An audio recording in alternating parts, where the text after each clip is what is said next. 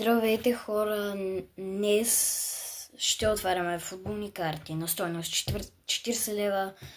Миналия път отворихме този пак за 160 лева, който го е гледал да отиде да го гледа и след това да гледа това видео. А днес ще отворим този малък за 40 лева.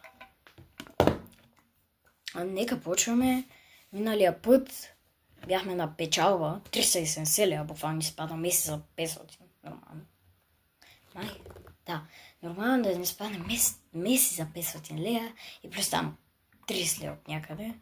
И 530 минус 60 е 370 логично. Нека почваме сега с този. Нека така. Добре. Нали път също беше така бързичко. Да си избием парите. Минус 40. Така. Също нищо. Голям проблем. Грималдо. Аз ще ви казвам, ако нещо струва пари. И ето го. Първия. Чакай. Първата карта. Това не го бе видео. Манчестър Сити е нападател. Може да е Халанд.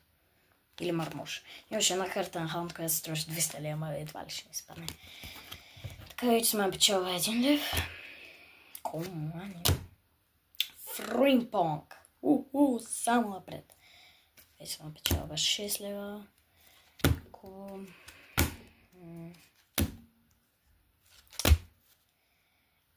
Един лев. Добре. Пак стана. Печала 6 лева. Боже, какво е това, хора?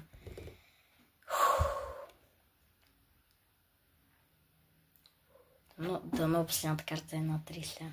Защото буквално сме на 7 лева. И 3, 2.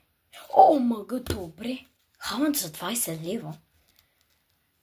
Впрочем, миналото видео, не знам кой тук е гледал, казах, че Ембапе, същата карта беше, буквално, същата Ембапе, просто беше не Халанд, струваше 10 лева. Струваше 20 лева. Извинете. 380 печалба. Това видео не е най-голямата печалба, защото днес сме минус 13, но пък миналото видео беше супер добре, сме си 500 лева, така че който му е харесал да лайкне и виждане хора.